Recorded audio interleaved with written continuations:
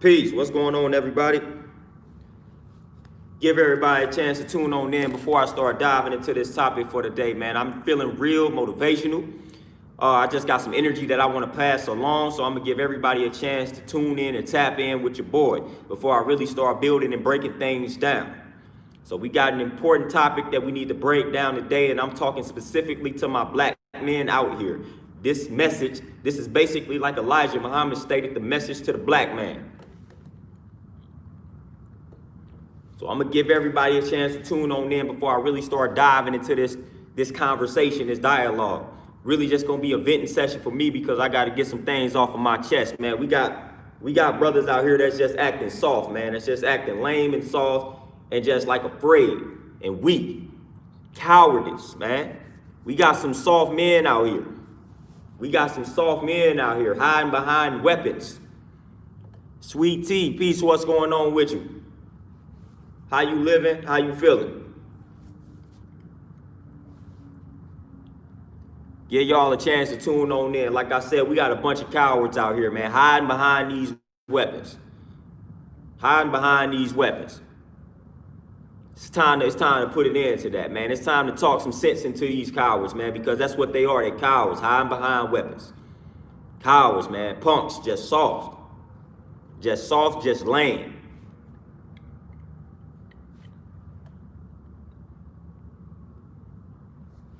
So I'm gonna give y'all a chance to tap in. Andronicus, peace, what's going on? The real Supreme Cod, most definitely. Soft and dumb. Soft and dumb, and there's no excuse for it. Lindell, peace, what's going on? Evan, no doubt. Back in the day, that's how we used to roll. You had an issue with another brother, you put the gloves on, or either you didn't put the gloves on, and y'all just talk with the hands, let the hands do the talking. And that was that. You took your L, you either came back and tried to avenge yourself, or you just took your L and kept it moving. But nowadays, brothers out here can't even take an L with the hands.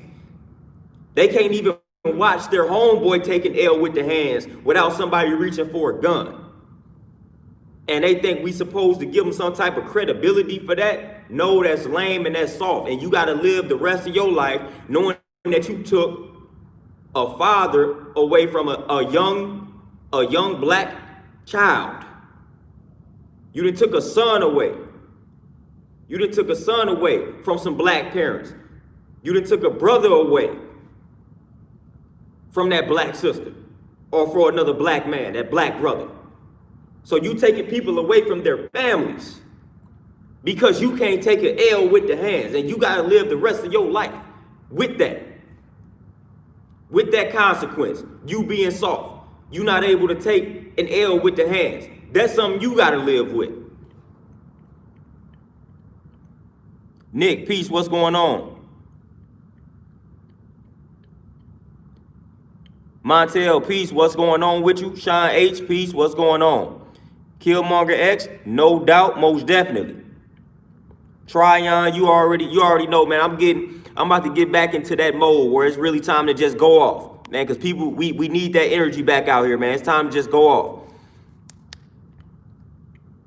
The real Supreme Cop, most definitely, man, we need to do way better when it comes to how we handle disputes, man. And one of the things that motivate this video, brother I went to high school with, he was 2 years older than me, man, but we went to high school. We played football together and basketball. He was just gunned down recently.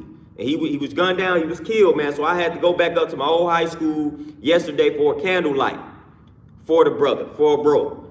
And I had been chopping it up with bro recently. He got into an altercation at a bar where he was fighting the dude's nephew, I believe. And the uncle pulls out the gun and shoots him twice and kills the man. Instead of them just jumping him. They had my bro outnumbered, and dude ain't no bigger than me. My bro ain't no bigger than me. I'm 5'6", $150 on a good day. He probably smaller than me. And he runs up and he fights the cousin. He's getting the best of the cousin, and you got him outnumbered and you pull out a weapon on him. What does that make you? That makes you lame, that makes you soft, that makes you weak, that makes you a coward. My mans would have took the jumping proudly. He didn't have no weapon on him, so why you feel the need to shoot this man? Why you didn't feel the need to just pull him off and try to fight for your cousin? Why your cousin didn't feel the need to try to defend himself? Whatever the case may be. Could have handled that an entirely different way. And I know a bunch of other cases like that.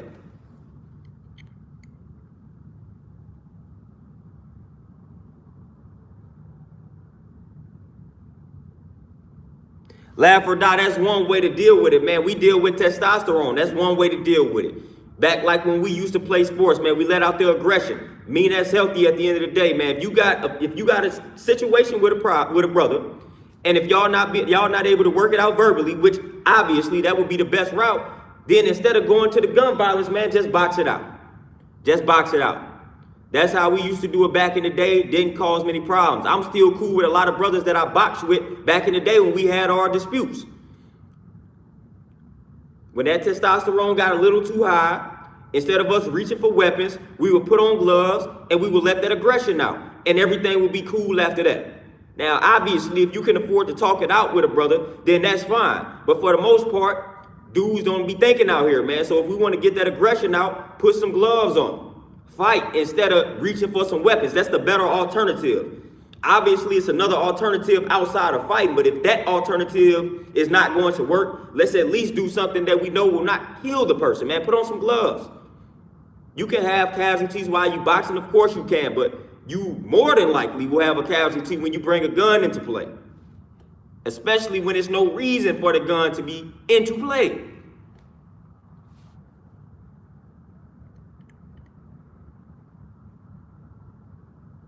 Laugh or die, and then what? I don't know how your childhood was, but like I just said, we had plenty of situations like that back when I was growing up, where I'm still cool with these people, man. We just got an issue off. That's all it is. When these dudes are getting shot out here, it's an issue that they have with a person. We resolved the issue through the hands, and after that, we kept it moving. You may have earned another level of respect for the person that you got in the gloves with. So it's a lot to be accomplished via boxing. I mean, you can just look at the sport in and of itself. So it's a lot that was accomplished when we got into the gloves with one another. Like I said, the respect level probably increased because we got into the gloves, man, and that person may have gave you a run for their money. So it was a lot that we gained from putting on the gloves instead of reaching for a gun or reaching for another weapon. Hence why we can still be friends after the fact, because that level of respect that we had. We didn't back down. So the person didn't run away. We stood there, we manned up, and we got into the gloves with one another, and we boxed. That's another level of respect, man. You're gonna earn some respect from that person, and you're gonna gain respect for the person that got in the gloves with you. Y'all didn't back down, man. Y'all fought. So it's a lot to be learned just from like all sports. So it's something to be learned from that. It's something to be gained from that. So boxing in and of itself is not necessarily something that's destructive. You're looking at this in the wrong light. It's a lot to be learned from that. Just like football, people ask, what's the point of football? It's a lot to be learned. It's a lot to be taken away from that particular sport. So it's a lot that you can gain from getting into the gloves opposed to reaching for a weapon and shooting. I would rather you get into the gloves with another brother than shoot another brother. That's common sense, the better approach. So it's all good, man. We done all been there, done that. Used to do that a lot of times in the childhood, man. I know a lot of you brothers can vouch for that as well. That's how we used to solve a lot of issues, and a lot of issues did get solved by us doing that. That's just the way of the world, man. When you even trace us down, historically speaking, we used to fight, man. That's how we used to roll. So we tapping into that, man. We just gonna be that way by nature due to the testosterone, man. But we don't have to necessarily reach for weapons when a situation can be resolved via the hands, especially if somebody else is fighting. If somebody else is fighting, you fight back. You don't necessarily have to grab the weapon and kill them. Back when I was young, they used to tell you if somebody hits you, you just don't, you hit them back. You don't allow somebody to bully you, man. You just don't do that. Somebody hits you, you hit them back. That's how I was raised.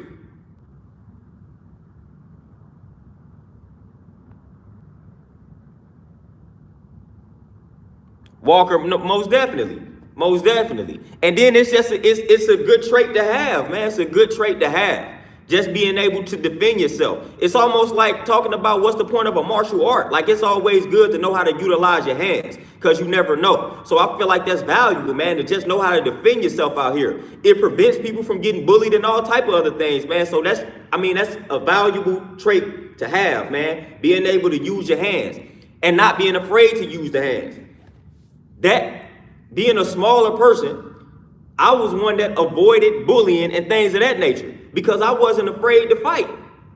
I wasn't about to I don't care how big you was, man, I wasn't about to back down. So that right there prevented people from trying to pick on somebody such as myself who was smaller. I didn't get bullied at all because I let them know early that this is not that. You're not about to try me. We ain't going down like that. You think you finna pick on me, we finna fight. We about to fight, but then if they sense that weakness in you, if they feel like they can pick on you and you're not gonna defend yourself, if you're not gonna defend yourself, then you opening yourself up for a lot of bullying. I wasn't going for that.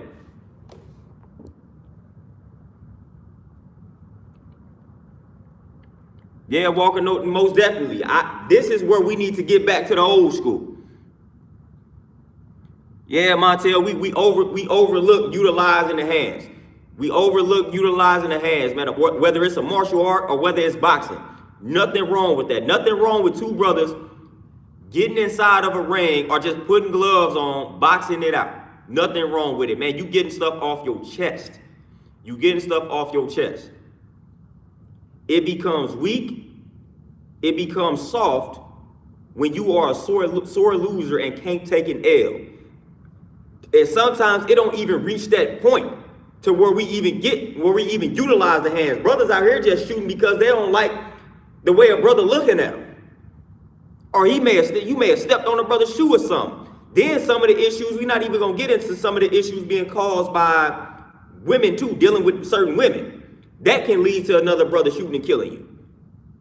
So we're not gonna ignore that. It's a bunch of different reasons as to why brothers are reaching for the gun. But if you reaching for the gun because of a woman, you are the definition of an idiot. You are the definition of an idiot. If you're willing to spend your whole entire life in prison over a woman, you are the definition of an idiot. Like, you are an idiot. Now, we do have the cases where some of these dudes are being set up by women. That's different. But you also have situations to where dudes are out here getting in disputes and killing other men over women because they tried to talk to my woman and this, that, and the third. Or we both got our eyes on the same woman and he disrespected me, or whatever the case may be. If you shooting and killing another brother over that, which people are doing, you are an idiot by definition.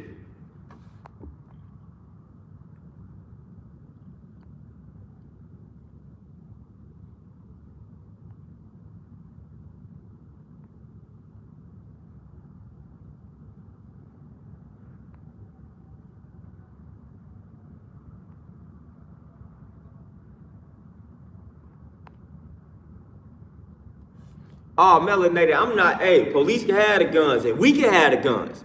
It's a time and a place for everything.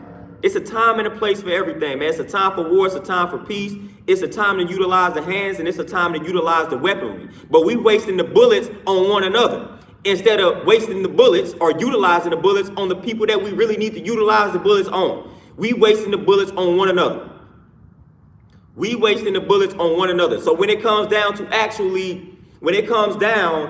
actual wartime, like the real war that's gonna take place, we ain't gonna have no bullets left because we didn't utilize the bullets all up on each other.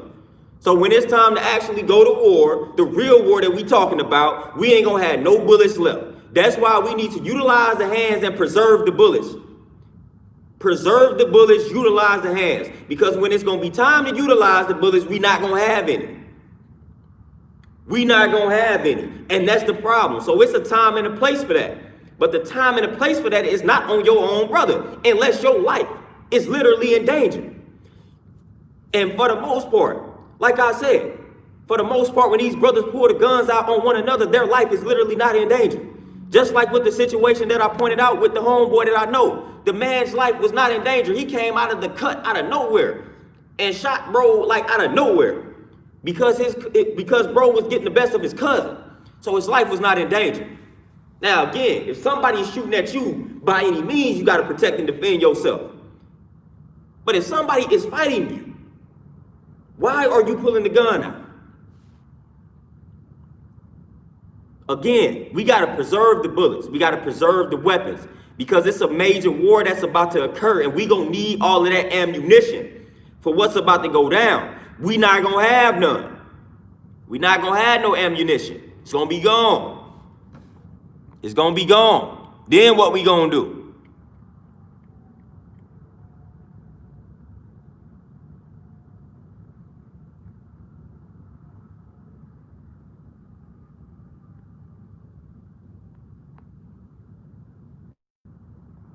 Oh, Nick, no doubt. And that's why, again, that's why I always teach the message that I teach. I've had this conversation with plenty of brothers on the streets, and it's crazy because, like I said, these brothers that's on the streets, they not dumb. A lot of these brothers on the streets, when I chop it up with them, I got a few brothers on the streets that be hitting me up on Facebook, giving me videos or showing me videos that I've already watched, talking about the system, talking about the white man, talking about white folks. So they know, they be knowing who the enemy is. They be knowing. They be knowing. It's just a matter of channeling that energy in that direction. So they be knowing, man, a lot of these brothers ain't blind to who the actual enemy is, because they be hitting me up. They be hitting me up. They be rocking with what I be saying because they know what's really going on. So a lot of these brothers in the streets, man, they not blind to who the actual enemy is. That's the odd part about it. That's the ironic part about it. As we say, they woke. A lot of brothers in the street are actually woke, but it's like they grew up in that environment. They grew up in that lifestyle, and it's hard for them to leave that lifestyle. Just like a person on a certain diet, man, you know that you're not supposed to be eating that processed food, but it's hard to transition away from that processed food. It's not that easy. So it's the same way with some of these brothers in the streets. They didn't came across the same knowledge I came across. They know who the enemy is. They can admit who the enemy is. But they done been gang banging and they ain't been out in these streets ever since they can remember. So it's going to be hard to transition out of that lifestyle. And sometimes it be a little too late for them. So some people, before they able to make the transition fully, something happens to them. That karma comes back around on them.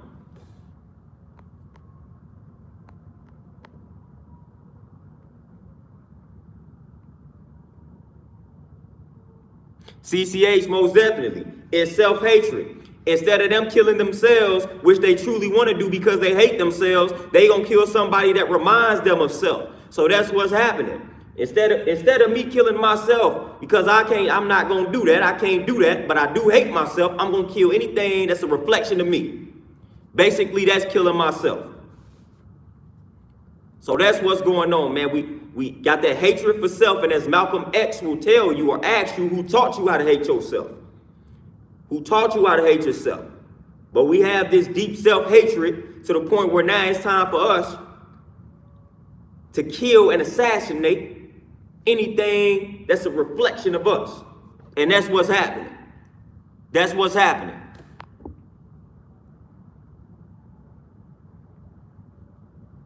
And Real Supreme Cop, not only do they program us to love the guns, they supply us with the guns as well. Because they know exactly where we gonna channel that energy. So the government, man, they giving these brothers the guns to do what they doing. A lot of people be wondering, man, how these dudes be having access to these, man, it's looking like army guns. Man, when I was working at the bank, when the brother came in there and robbed the bank that I was working at, my man's had a straight army type gun on him.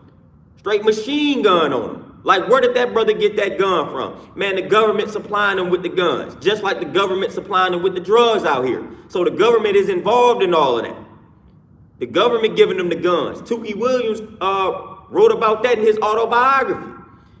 He said that was happening, man. He said that the cops will pick these brothers up, drop them off in the rival gang territory because he know what'll happen to them. So you take that blood, you arrest that blood. Now you don't arrest them. You take the blood, you put them in a cop car, drop them off in the Crip neighborhood. And they want to make it look like it's all black on black violence. No, they doing that. You put that dude in the wrong neighborhood and you knew what'll happen to him.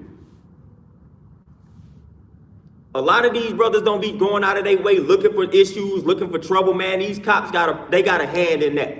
The government got a hand in that. The government got a hand in that violence. What I call it, the unseen hand. So that's all transpiring. That's all happening. So we got to be wiser than that. We got to know and understand what's going on. The OGs is telling you what's going on. They done wrote the books.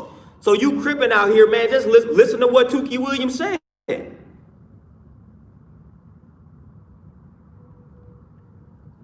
Tukey Williams wrote that in his book. You cripping out here, that's one of your OGs. Listen to what your OG said. Your OG is telling you that the government was playing a part in that. But some of these young boys not listening to the OGs.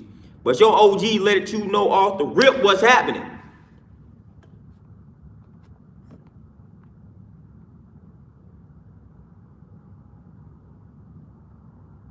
Altavine in Chicago, the government definitely is behind the violence in Chicago. They are definitely behind a lot of that violence, most definitely.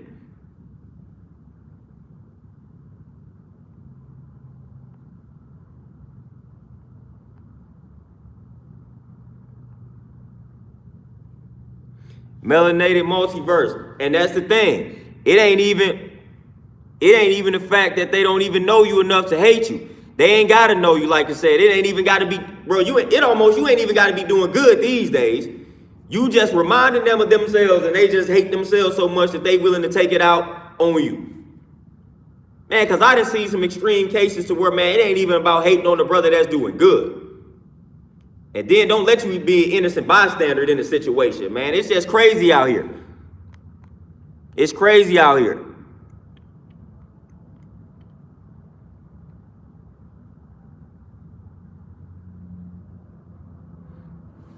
Oh yeah, Jay. Yeah, and that's what we strive for: peace, righteousness, justice, balance, things of that nature. Y'all deal with Ma'at. Y'all know Ma'at. That's what we try to deal with. That's what we should be striving for.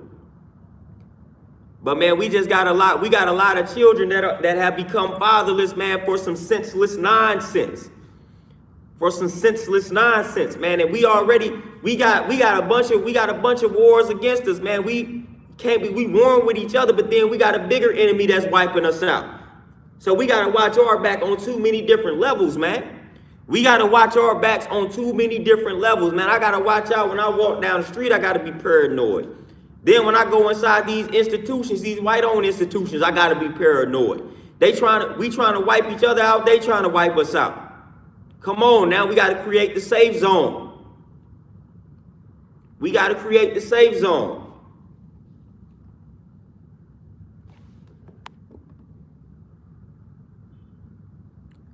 Master today, body and mind, fitness, peace. What's going on? Yeah, jealousy, envy, self-hatred. However we want to look at it, man. However we want to look at it. All of those. The embodiment of the person that's going out here being destructive.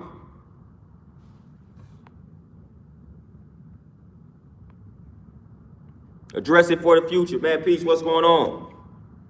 Louis V. Baby. Peace. Walker, most definitely. What they say, survival of the fittest. That's the rule of evolution. That's the rule of evolution. Survival of the fittest. You got to be fit physically and you got to be fit mentally out here. That's the only way that you're going to survive. That's the only way that you're going to thrive. That's the law of evolution. Survival of the fittest, man. So you got to be strong mentally and you got to be strong physically. We cannot be weak mentally. We cannot be weak physically. We just can't be. You see how they easily wiping us out. Just on a higher level, man. On a higher level, you see how they wiping us out. You see how they wiping out the weak. When you got a pandemic, you see how easy it is to wipe out the weak. The people with the compromised immune systems. That's the weak. So you getting wiped out when a pandemic hits, when a virus hits.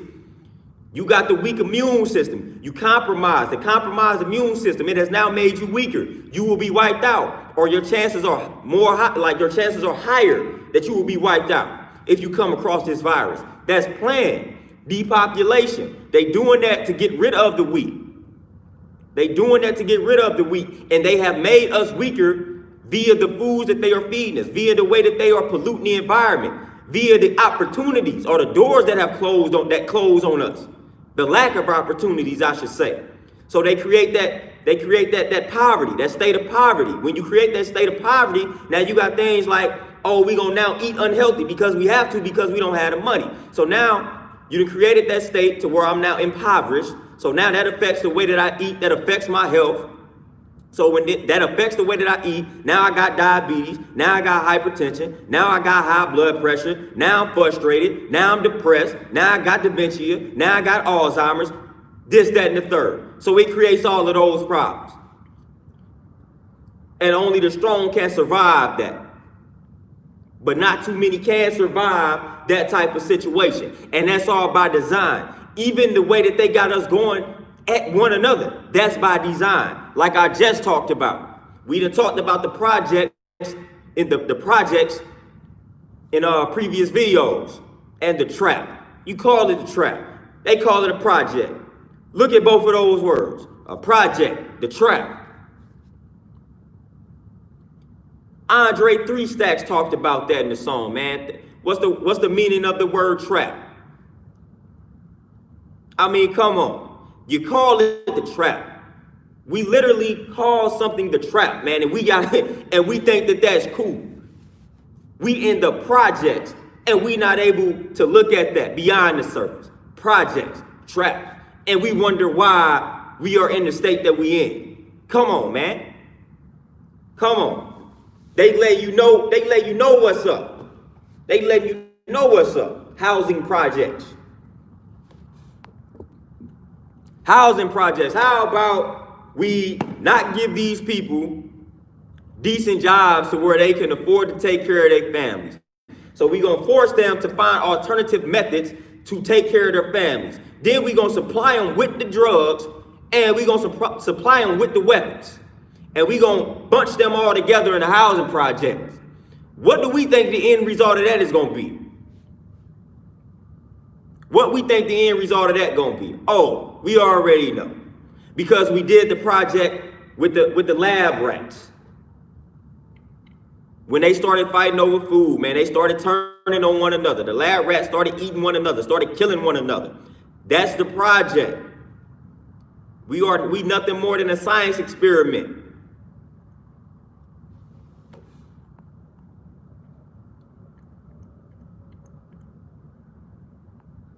CCH, exactly. This is learned behavior. This is not our true nature. Like when I made the video in the past about we righteous by nature. Like by nature, that's what we are. We the original people of the planet Earth. We not the wicked people of the planet Earth. We not the grafted people of the planet Earth. We not the devil of the planet Earth. That's not us. We the original people of the planet Earth. We are righteous by nature. Again, people hear that and they misconstrue what I'm saying. But if you're doing that, that's on you. You gotta do some internal work if you misconstrue what I'm saying. Just like a lot of people hear us talk about the white man being the devil. Again, a lot of people take that, run with it, twist it the wrong way. But it is what it is. I don't owe anybody any explanation in regards to that. You can simply do the knowledge to understand what it is that we are saying. But again, it's learned behavior. Our true nature is not the way that we are acting. This is the way that they act. When you can go watch old films. A lot of us watch these shows and films. You can watch stuff. You can watch stuff like Game of Thrones, Vikings. You can watch shows like that. You can see the true nature of these white folks. How they were killing one another for no reason. Like that was their way of life, man. You can easily watch these shows, man. That was a depiction of how they used to get down. Reckless, the way that they treated their women. Oh, they could not, they disrespected their women. I mean, it was ridiculous. It was ridiculous. That was their way of life, not ours. We didn't do that. We didn't do that. Did we go to war with one another? Did we have tribes? Yes. But we did not do it at the level that they did. They were reckless and ruthless with their own kind. That is where that came from. That is where that came from.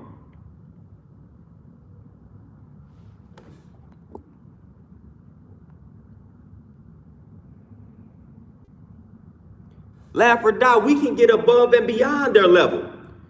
Their level ain't nothing compared to what level we can reach. Heck, they've been trying to get on our level for the longest, and they still can. Man, it's things that our ancestors did back in the day that they still cannot duplicate to this day because they're not able to get on our level. They got all of this Western science out here, but they still can't duplicate things that our ancestors did way back in the day before them. They still cannot reconstruct the pyramid to this day. It was certain ways that our ancestors communicated without cell phones and things of that nature that they still cannot fathom. Okay, it was things that we were doing getting introduced to them that they cannot fathom, that they can't recreate. They don't even understand how we had that knowledge. Don't even get me started with astronomy and how we had knowledge of the solar system and the stars without having their devices that they had to create. They had to create the devices to get in tune with the nature. We was already in tune with it without the devices. And to this day, they feel like they start giving credit to aliens. They'd rather give credit to aliens, extraterrestrial beings, which we are the extraterrestrial beings, first and foremost. That's us. But they'd rather give credit to somebody from another planet than say black people were capable of doing these things. They'd rather say somebody had to come from Mars and teach these people this. That's how extravagant we were. They can't duplicate some of the things that we did. They can't even understand how we had some of the knowledge that we had, to the point where they got to give credit to somebody coming from outer space giving us the knowledge, or some giants giving us the knowledge. Man, there's all type of theories out here. It's all type of theories out here that they had to construct because they felt like we can't give a credit to the black folks. Black people couldn't came up with that. Black people couldn't have figured out the solar system like that without these devices, without a telescope. They didn't have a telescope. How could they be in tune with the stars and the sun, moon, and stars like that? That's impossible. So they must have had direct contact with somebody from another planet. Had to be. They couldn't have did this. They couldn't have created these pyramids. It had to be some aliens. It had to be somebody from another planet that came down and helped and assisted them in creating these pyramids. Black people could not have been capable of doing that. That's what they do.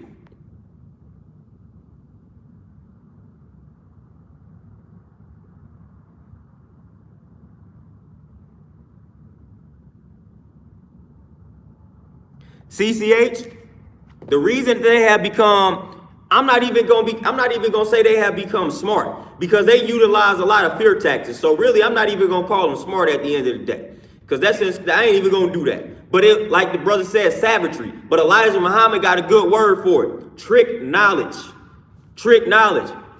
But it's really savagery, man. They started creating those weapons, and that's how they got the upper hand on us.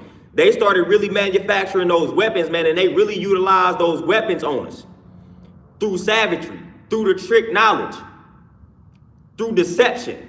That's how they was able to do that. That's how they still able to do that right now to this day. If it boiled down to it, if we really had to go to war with them, they got some weapons that'll wipe us out. We ain't really ready for that, man. They got some things that'll wipe us out.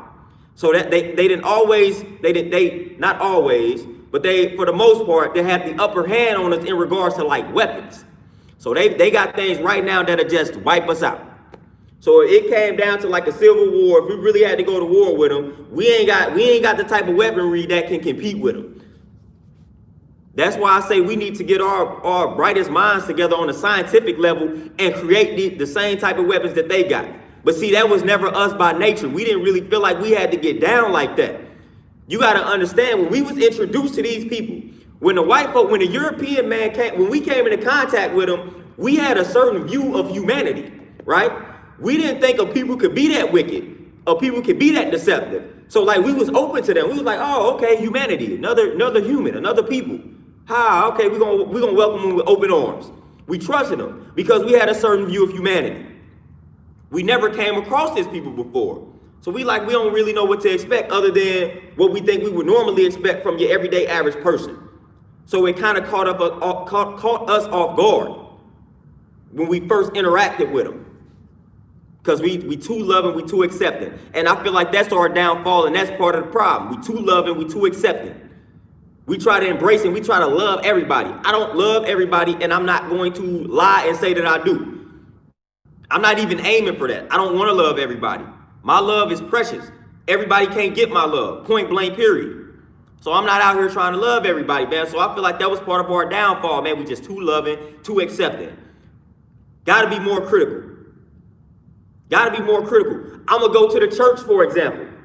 If I walk into, because this has happened, if I walk into an all-white establishment, an all-white church, man, they gonna be suspicious. They're going to be like, man, what is this black dude with these long locks doing in this church? They're not going to take their eyes off of me. If you flip the script, because this has happened, you flip the script, put that white person in that black church, we finna accept it. Come on in. Come on in. We don't discriminate. Come on into this. Come on into this black church. Get the word. Then boom, now the church shot up. I can't tell you, man, because by default from the high school that I went to, it's a Lutheran school, I didn't have to go into some white churches. And them white folks looking at you like, man, what is he doing? Why are they in here? Why are they in here? They paranoid. They're like, what is he doing in here? I don't trust this. Nah, I didn't see white folks going to that black church and they just be like, come on in. Come right on in. You ain't gonna never do us dirty. Come right on in. The only group that you may find that won't do that is the Nation of Islam. They may not let you in there.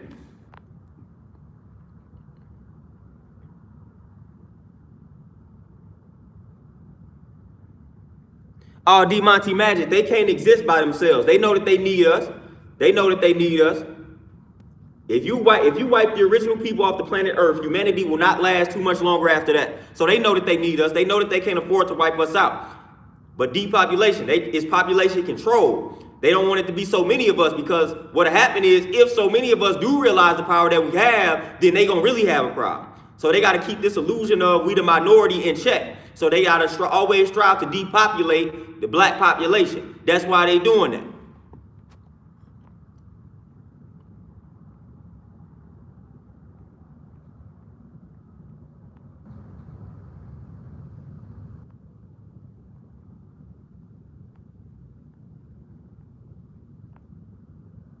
Oh yeah, eugenics runs deep. Eugenics runs deep, but that would further prove the point that you wipe us out, they not gonna really be able to exist too much longer.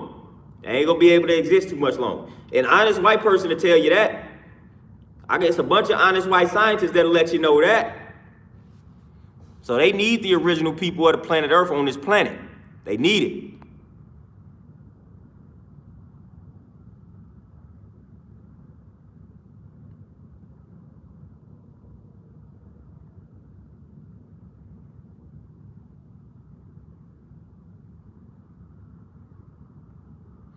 Tryon, most definitely, and that's where it came, and that's what we talk about in the lesson, studying the original man. All we got to do, if you want to conquer an enemy, you ain't gonna conquer the enemy without studying the enemy. So you got to study the mind of the enemy. This is where we go back to the Maroons, and we talk about guerrilla warfare. When the Maroons, our ancestors, when they was outnumbered by the Europeans.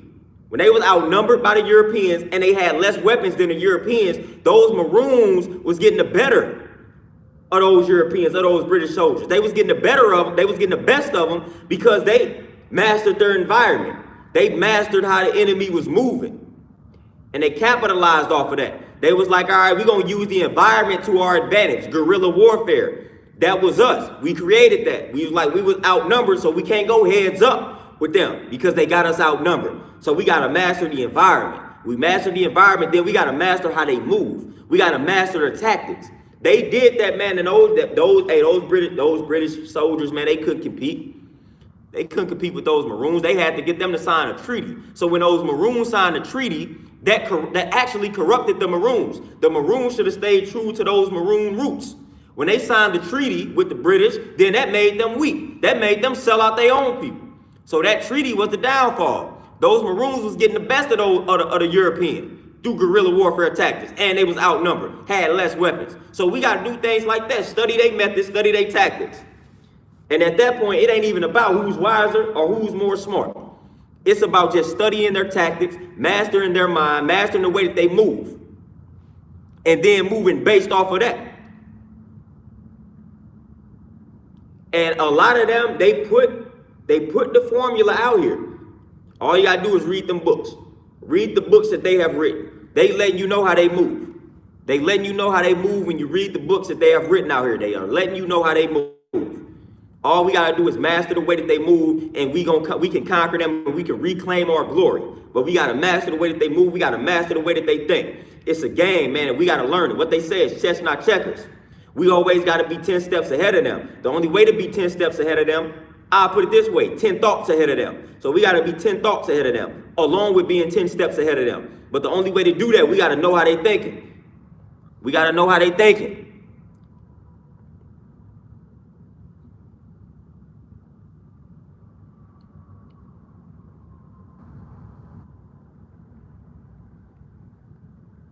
Oh yeah, Lindell, they took him to get something to eat. They took him to get something to eat. If I would have shot up a white church, it wouldn't have been no taking me to get something to eat. I wouldn't have made it out of that church alive. Dead on arrival.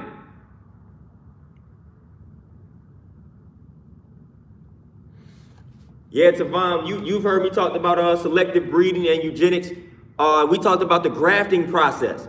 And when we talk about the big head scientist, Yakub, again, that Yakub story is not necessarily something that should be taken literally, but that's a story of eugenics. And that story comes from the Nation of Islam, the story of Yakub. That's dealing with the grafting process. That's dealing with eugenics. That's dealing with selective breeding. That's letting you know how you can get white from black through selective breeding. So it's letting you know how that whole process works. That's why we call the white man the grafted man. He was grafted. He was grafted, and that's another term for selective breeding. That's why we use that language.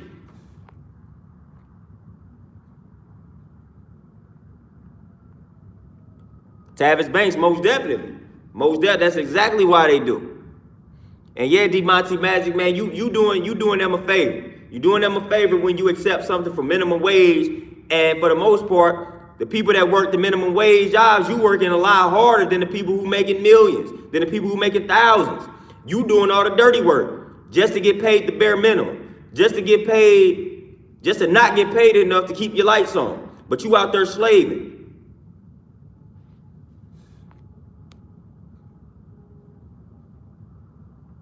Yeah, D Monty, man, listen. I don't even think I can lose any more respect for the college degree, for the college system.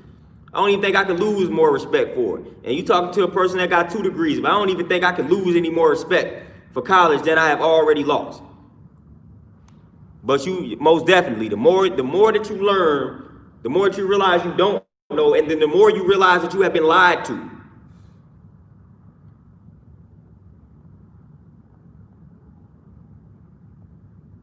Yeah, Walker 4-4, we always got to be on that same page. We don't even be in the same book sometimes. We got to get in the same book. We got to get in the same book, let alone the same page. So first, we got to start by getting on the same book. We need to be reading from the same exact book. We in different books right now. So we got to be reading from the same script, the same book. That is crucial. Master the day, body, and fitness. That's one of when I say studying the enemy, this is one thing that I've learned from studying the enemy. You got to study the enemy on all levels. We got to learn how to free ourselves. It's going to be hard for us to fight for our freedom when we tied down to corporate America. It's going to be hard. It's going to be hard for us to talk bad about the white folks when we employed by the white folks. It's hard. It's going to be hard when we talking about the system, yet we clock in for the same system. So we got to learn how to free ourselves. One thing they tell you, it's the enemy right here I'm talking about. One thing they tell you in regards to that, liberating yourself. Never trade your time for money. That's almost like lesson number 1. And this is me studying the enemy. So we got to study the enemy. We got to see how they move. Never trade your time for money. Big mistake. That's one of their most valuable lessons. That's almost like the consensus. So we need to find ways to stop trading our time for chump change. Point blank, period. If we truly want to liberate ourselves, then we must not trade our time for chump change. 8, 9, 10, 11, 12 hours for chump change is not the way toward liberation. And this is coming from the wealthy folks. This is coming from the folks that we need to be studying and mastering. This is coming from them. This is part of why we are in the position that we are in. This is part of why nobody takes us seriously. We protesting the system. We talking about these folks. We talking about the white man. Then we turn right back in. We turn right back around and clock right in and continue to make this white man rich by slaving blood, sweat, and tears for his corporation. Put more money in his pocket so he can take care of his family, so he can be liberated. That's what we doing. That's part of the problem.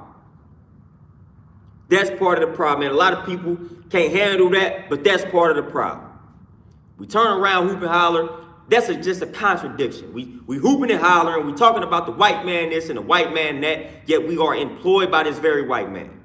And we are making no attempt to free ourselves from being enslaved and employed by this white man. Instead, we are justifying it.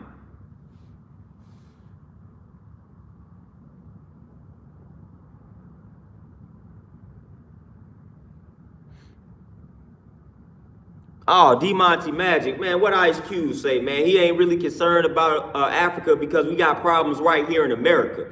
And again, on top of the Africa thing, I'm getting a little tired of people acting like that's the only place in which we belong. The whole entire universe is ours. Listen, if going back to Africa is your mission, got no problem with that. True indeed, that's the motherland. Most definitely. Got no problem with that. Man, but stop acting like the universe ain't your entire home, black man. Stop acting like the universe ain't your entire home, black woman. This universe belongs to you. You are the original man and the original woman of the planet Earth. You are not just the original man and original woman of Africa. You are the original man and original woman of the planet Earth. Everywhere you step is your home. So stop letting them tell you that you only belong in Africa. They are the ones that have a specific place that they need to go back to, and we call them the caves. We can go anywhere and we at the crib.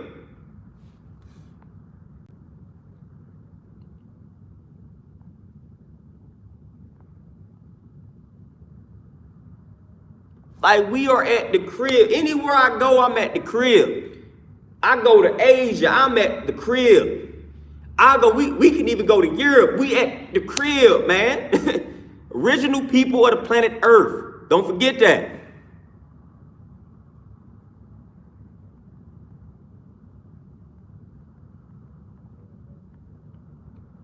Jay Capers, we the aboriginal people of the planet Earth. That's all we need to know. I don't even care about being aboriginal to North America, to Africa. We the aboriginal people of this entire planet, of the planet Earth. You wouldn't have a population, you wouldn't have civilization without black man, without black woman. Therefore, we are the aboriginal people of the entire planet Earth. So whatever you want to call home is home to you, black man. Whatever you want to call home is home to you, black woman. Point blank. The one, appreciate the donation. Appreciate it.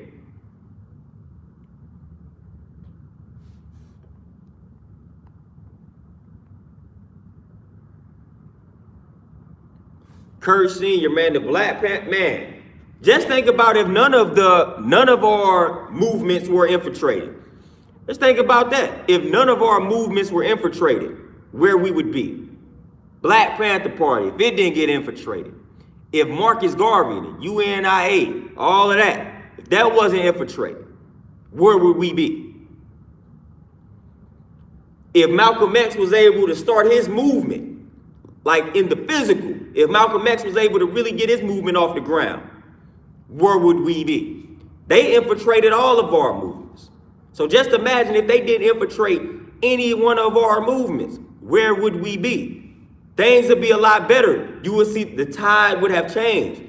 That's why they got that in COINTELPRO for a reason. They don't want to see the rise of a black messiah. They know what the rise of a black messiah will cause. So to answer your question, things would be a lot different. We would probably be on top if things weren't infiltrated, because you were seeing the rise of a few black messiahs and they had to stop that. Maurice, peace, what's going on? Justin, peace. Tavon, most definitely.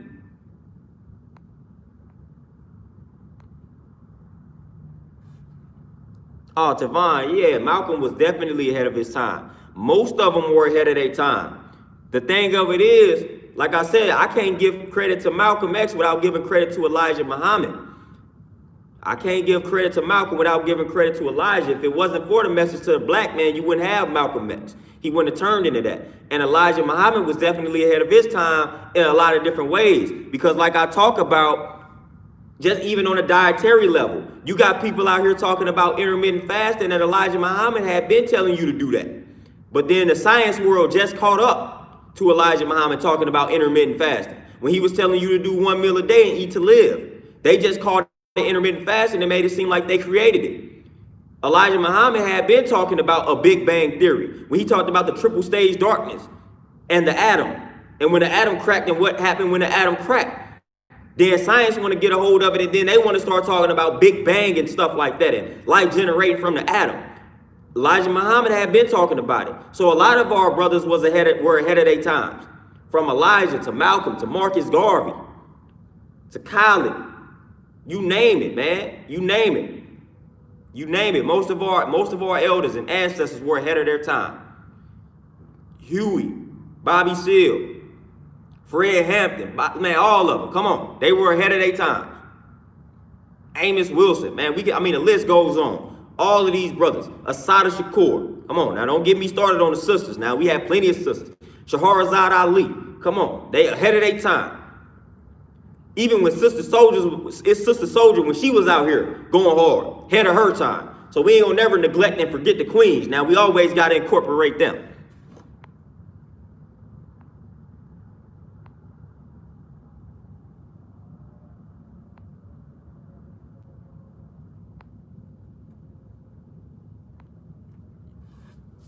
Lindell, the reason why he was obsessed, the reason why J. Edgar Hoover, who was a racist, he was a homosexual, J. Edgar Hoover was all that. But the reason why he was obsessed, with MLK, is the reason why he was obsessed with MLK, because MLK was starting to awaken to the truth. MLK was starting to awaken to the actual truth. And they was utilizing MLK to push that passive agenda. So that's the reason why they was just kind of on alert, man, because they knew the power that MLK could have if he transitioned to the actual truth instead of telling people to be passive. They was utilizing MLK to neutralize Malcolm X, to neutralize the Nation of Islam and their approach. So they was utilizing MLK for that. But MLK was tapping into that reality, to a new reality. So they had to tap in, man, because they knew that MLK could potentially become dangerous. But at the end of the day, once you serve the purpose for the white man, then he offs you, he kills you. So once you serve their purpose, like when they have you and they say, all right, man, I need for you to pacify the people. I need you to neutralize the Muslims. All right. So when you neutralize the Muslims and say, okay, now we got rid of Malcolm, they gonna kill you either way. Once you serve their purpose, they gonna make you a bunch of promises, but at the end of the day, they probably more than likely gonna kill you. So that's why you never want to accept anything like that from them. Because at the end of the day, once you serve the purpose, they gonna off you. They gonna discard you, dispose of you.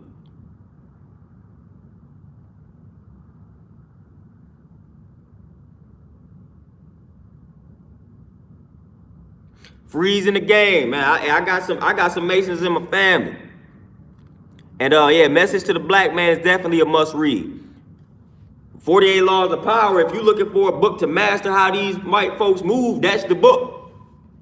That's the book right there. That's the book. The Art of War II and The Prince. Those are books that's letting you know how they operate.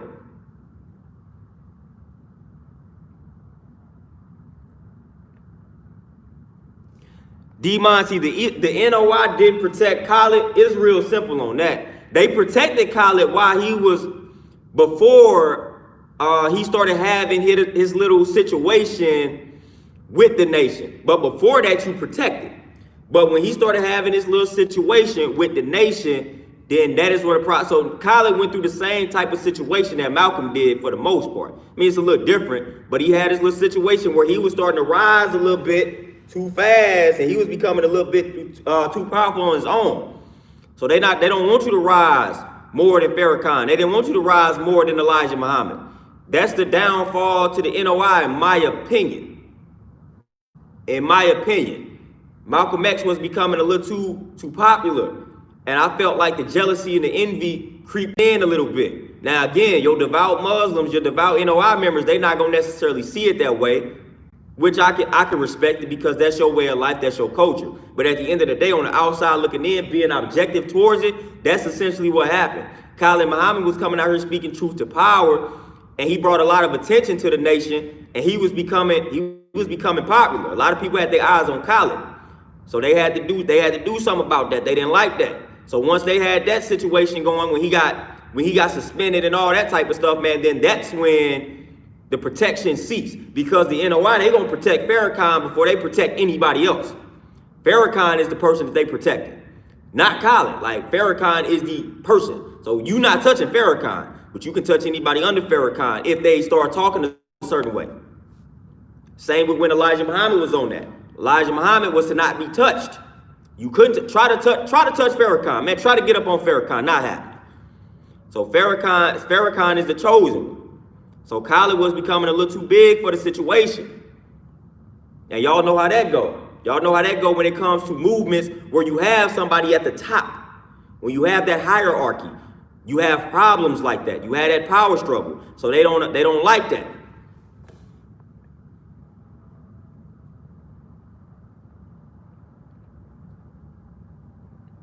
D-Monty, it ain't even about what he said.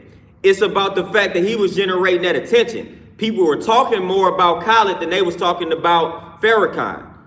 And then Khalid, let's be real, Khalid's presentation, I love Farrakhan, but Khalid's presentation is a lot more relatable than Farrakhan. The way Khalid presented the information was in a more relatable fashion than the way Farrakhan would. Khalid could reach a lot more people than Farrakhan, in my opinion, because of the way he presented the information and the way he presented himself. So they didn't, that right there was enough in and of itself. The way Khalid Muhammad carried himself and presented the information, that was a problem. That was a problem. Khalid was about to become too big. They couldn't have that. So it wasn't about what he said. It was about the way that he carried himself and the way that he said it. Like I said, I don't know about you all, but I love Farrakhan, but I'll listen to Khalid Muhammad every day over Farrakhan just because I can relate to how Khalid presents that information more. I like the way Khalid presents his information more. So I'm going to gravitate more to Khalid.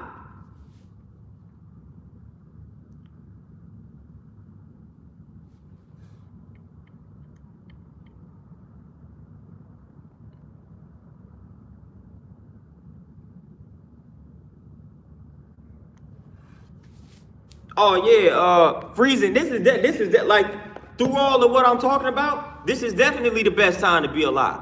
This is definitely the best time to be alive.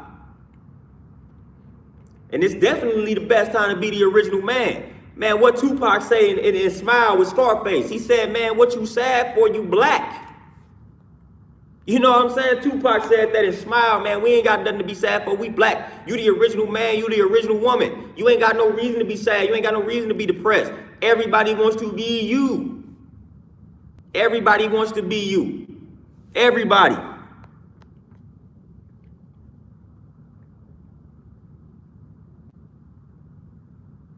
Airview, no doubt. But on top of, before the FBI got a hold to him there, he was, again, he was shot and killed by a person who was under mind control via the CIA. So, of course, the government was all involved in that. The government was all involved in that. Yeah, the government was all involved in that. So even before we get to that whole situation, the person that shot the man was under mind control via the CIA. They put him under that mind control for that reason.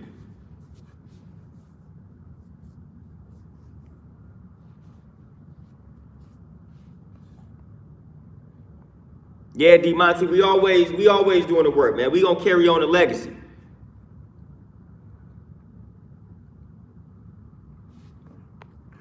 Yeah, Tavon, no doubt, no doubt. Nas and Puff, man, I do not like Puff Daddy. I do not like P. Diddy, whatever it is. I'm not a big fan of him, but yeah, that song, Can Hate Me Now, but it won't stop now. That's the song, that's the joint.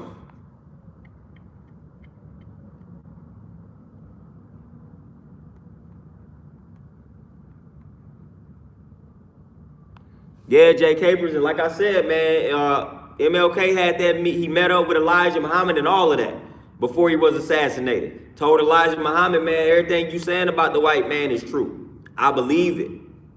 So MLK was about to get on that type of vibe, man. So they was like, no, can't have this. We can't have MLK lining up with the person that we had to neutralize.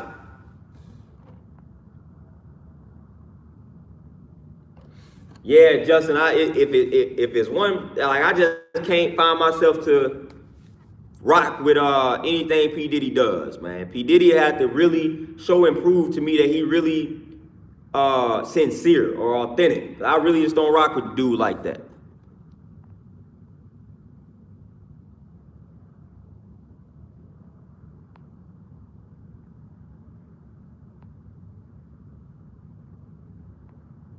Oh, Evan, yeah, I used to be a Wayne fan back in the day. Now, you can keep Wayne. It's a lot of people that's caught up in the entertainment industry that you can keep away from me. There's a lot of people caught up in that. I don't care for a lot of them brothers, man. I mean, they blind, deaf, and dumb. They've been hypnotized. They under hypnosis right now. The CIA got a good hold on them. Got them fulfilling the agenda.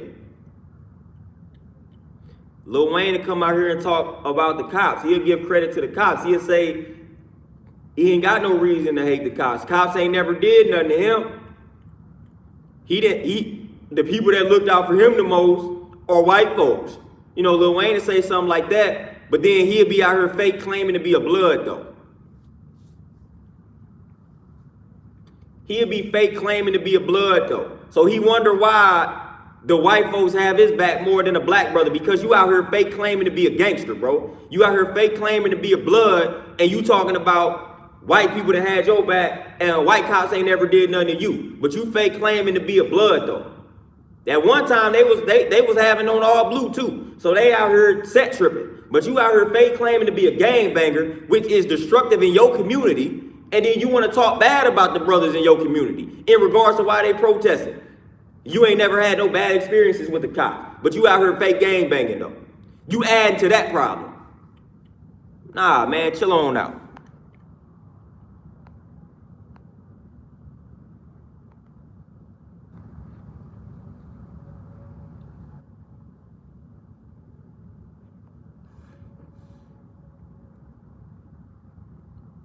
Oh, D Monty Magic, it was a few rappers, but you know what happened when some of them started speaking out? It was a few rappers that was doing the knowledge, some like rappers under the radar. I remember I saw some like Gorilla Zoe way back in the day was doing the knowledge to some things, man, and it was just like, yeah.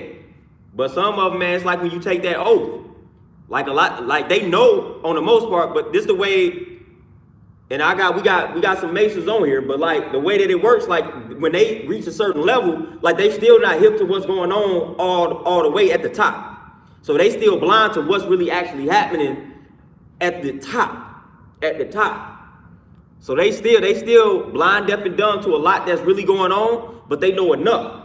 But that enough that they know, if they speak on it, it comes with consequences.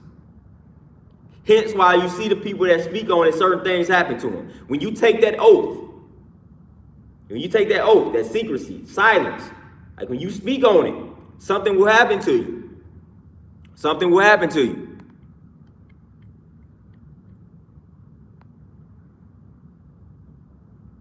Oh, Maurice, you already know K Reno is my dude. Yeah, Jalen, those professional athletes, they'll say something, then they'll apologize. Can't stand those athletes when they do that. Man, stand for something. Stand for something, man. Y'all got too much money. It's a book called $1 Million Slave. That's what y'all are. Y'all got way too much. It's people out here that don't make nowhere near the amount of money that y'all make that got more heart than y'all. Y'all can say what y'all want to say. Y'all can say what y'all want to say and get banned from the league like Kaepernick and still have 100 mil in the bank. It's brothers out here that don't even got zero in the bank and they speaking truth to power and not apologizing. What y'all apologizing for? Nah, you spoke the truth. Stand on your truth.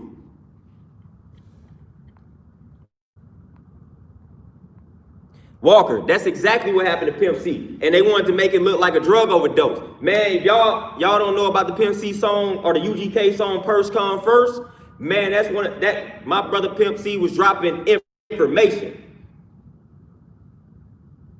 My boy Pimp C in that song said, "President is the supplier, government got all the coke. Wouldn't have been no Noriega if it wasn't for no Reagan. Why all the Christian holidays the same day as the pagans?" Come on, man. Pimp C was dropping that information. Pimp C was telling you about 48 laws of power, man.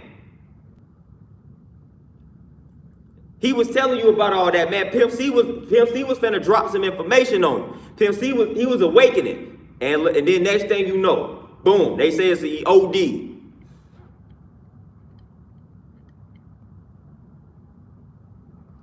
Walker 404, that song is called Purse Comes First. One of my favorite UGK songs.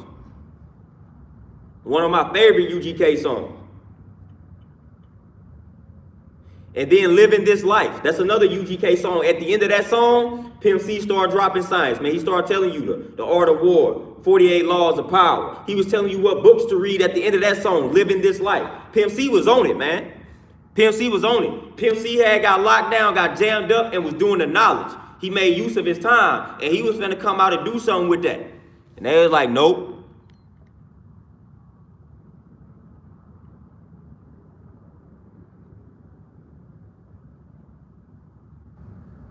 D-Monty Magic, we already know, we already hip to it. That's why they call $1 Million Slave. K Reno even got the song, $1 Million Slaves. You can get the book, $1 Million Slaves. That's all they are. That's all that is.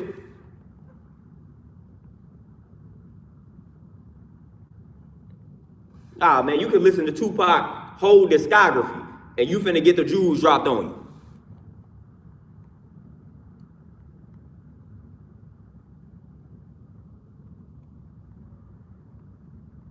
Yeah, Walker, and that's my slight critique on LeBron. Like, LeBron got a lot of power. Now, LeBron has done some positive things. Not gonna take that away from him. LeBron got a lot of power though. The league won't move if LeBron don't move. If LeBron say I ain't playing, man, people gonna follow LeBron. LeBron got a lot of power, man. I really wish he would really take that power and do something monumental. He doing decent things out here, not gonna take that away from him. But I'm talking about just on the NBA level. LeBron can really change everything. LeBron can really change everything in regards to just the NBA. He can make the white folks suffer.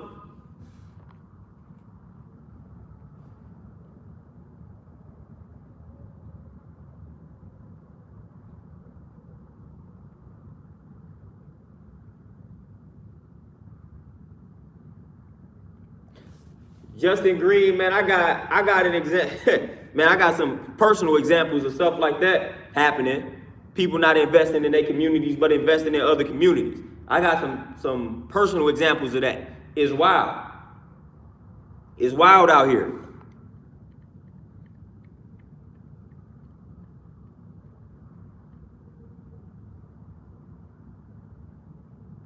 D-Monty, and the power that LeBron them got is removing themselves from the NBA. Man, I just wish they did that. I know it ain't easy, because it's a lot more difficult than people think that it is for them to start their own thing. But man, I just wish they said, you know what? Forget this NBA. We finna start the black BA or whatever they want to call it. We done with y'all. We not doing this. I'm talking about the top heads of the league, man. The NBA wouldn't exist without these brothers. So I wish they just really realized that power and that potential. Like I said, it's a lot of them that's doing positive things out here. It's a lot of them that's putting their money into positive endeavors and positive things. But I wish on that level that they was like, you know what? I'm done with the NBA. I ain't rocking with it.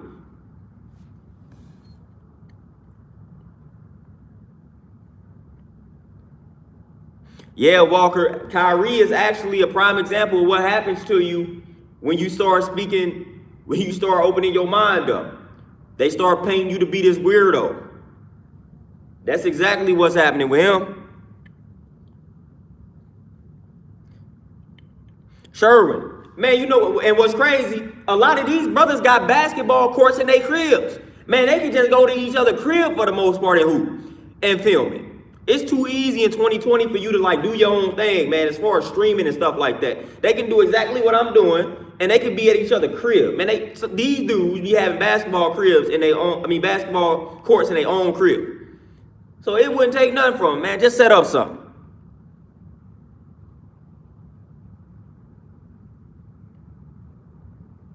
Jay, I saw that about Kobe. I saw that about Kobe.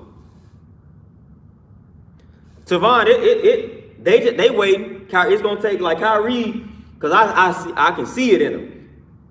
Kyrie really is unsatisfied with a lot of things, man. And it's something that's gonna happen to where he gonna click. He gonna snap and he gonna really say the wrong thing, and that's when they gonna get him. Cause he in that space right now. I can tell. He's starting to realize a bunch of this is nonsense, a bunch of this is BS, and he's starting to not be able to tolerate it. So he gonna say something that's really gonna strike that nerve, and that's gonna get him. Yeah, Tavon, they blackballed Melo. Not only did Carmelo speak out, but if y'all know I'm with the 5%. Like Melo got the knowledge of himself as well, hence why he utilizes the number 7. Or he utilized the number 7. That's one of the reasons why Melo was blackballed. They thought that it had something to do with his ability to play. Nah, Melo was blackballed, man. Melo was out here, he was out here talking about stuff that they didn't want him to talk about at his level. So they blackballed him, like Melo was part of that. Melo was out doing interviews with the Universal chain on, the Nation of Gods and Earth chain on.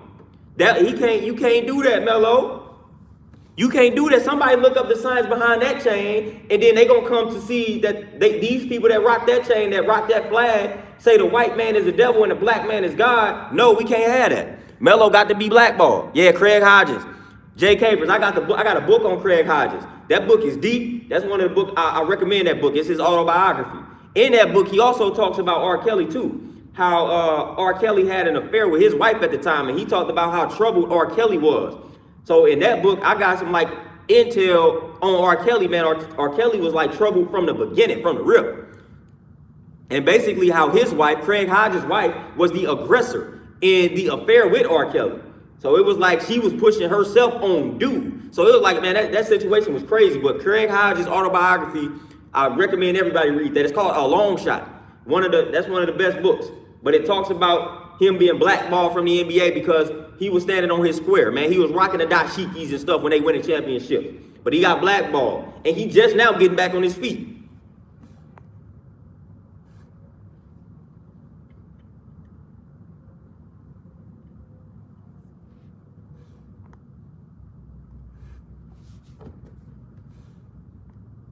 Yeah, Chris Jackson, Mahmoud Abdul-Rauf, Mahmoud. I can't say his name. I'll be messing his name up.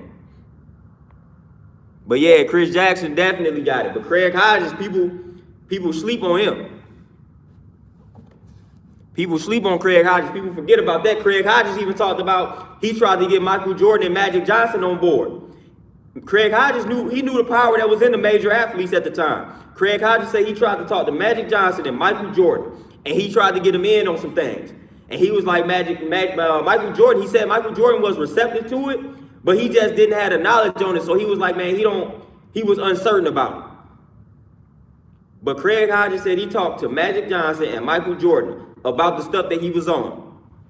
And he was trying to get them in on it.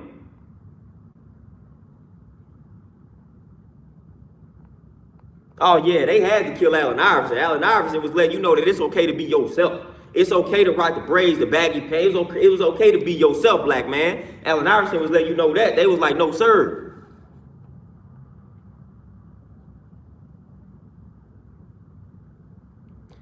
And Walker 4-4, and at that point, like some people, I ain't even mad at that. If that's what Michael Jordan, if you was focused on your craft and mastering your craft, cool, man. You know, so a lot of people, we expect some of these athletes to be like Malcolm X, and that's my problem sometimes. Some of these athletes, man, it's just like that's their profession. They grew up playing the sport. They not necessarily politically aware, but the ones that are, those are the ones that I'm talking about. The ones that are, like, man, y'all can do a little bit more.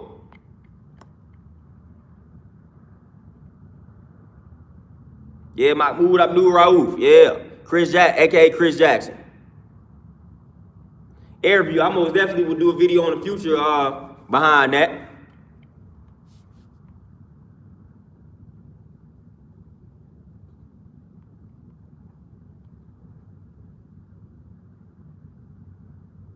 Oh, D-Monty Magic, I could get to the science of the NBA. It's a lot of different reasons why they happy too. They also got their great white hope that they've been waiting for. They got the Luka Doncic dude, man. So they got their white hope in the mix now. Dude be out here balling. So they got a white man that they can root for and all that. The NBA solid. Yeah, Kareem was my dude. Kareem also got some decent books out here.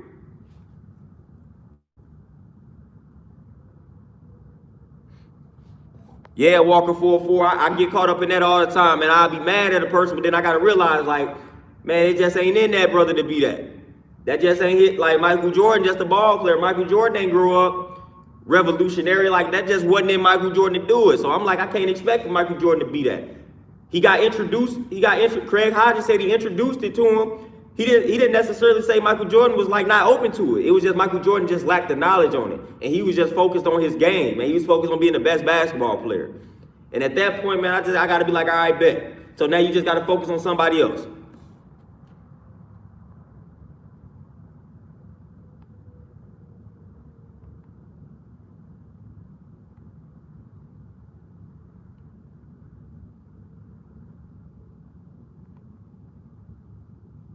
Yeah, so I be having high expectations.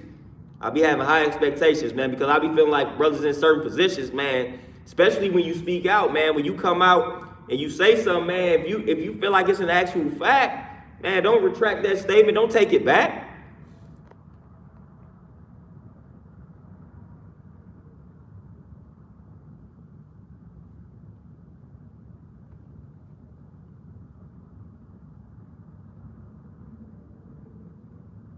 Jay, no doubt. Always focus on yourself. Self-improvement, self-elevation.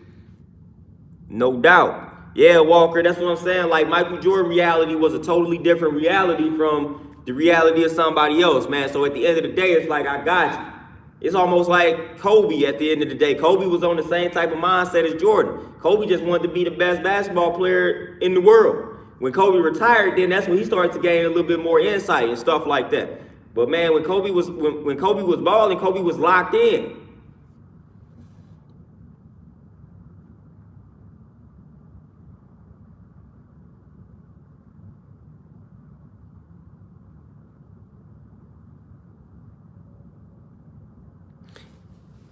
D-Monty Magic, when it comes to the next percent of guys, are like a lot of people, they don't like the term God body within the culture. They'd rather you just say God. So some people don't like God body, depending on who you talk to. So to some, like the elders in the culture, it may be offensive.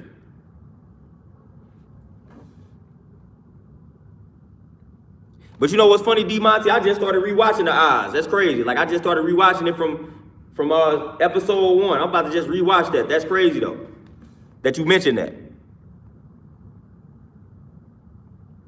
Maurice, like I said, no doubt, man. That's all we doing. Presenting fresh perspective, insight, all that.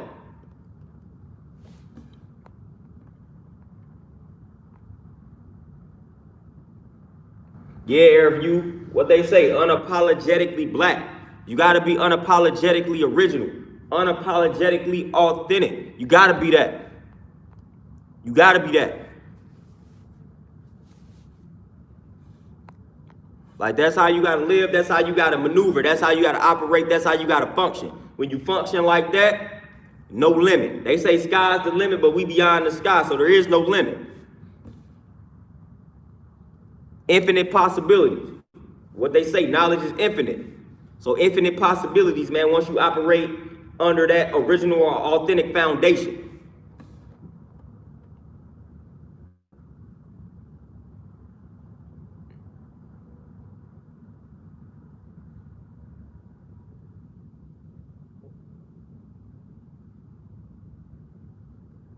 Oh, Walker, man, hey, I appreciate it, man. I appreciate it. Like I said, I put a lot of things on the line just by getting on these platforms saying the stuff that I say.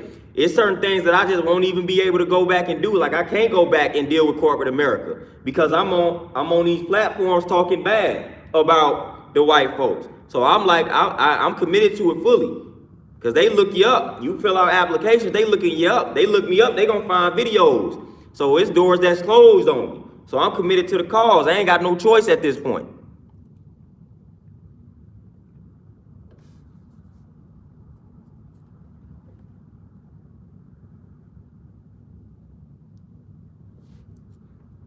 But with that being said, y'all, man, my phone about to die. Y'all know how I get when I'm in this gym building. I be on this phone.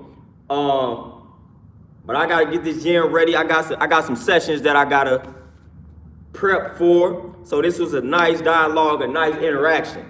It's always fun chopping it up with you all, man. So nice dialogue, nice interaction. I gotta get this gym ready. I appreciate donation. I appreciate all the comments.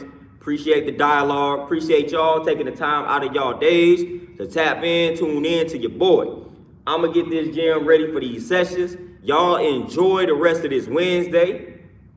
If it's Wednesday, I'll be losing track of days, man. But y'all, y'all enjoy the rest of this Wednesday. I'm gonna probably tap in with y'all tomorrow. We're gonna have another wonderful build. So y'all be easy, man. Y'all stay positive, stay peaceful, stay powerful, stay black, stay original, stay authentic, stay all that good stuff, man. I'm gonna holler at y'all tomorrow. I'm out, y'all. Peace.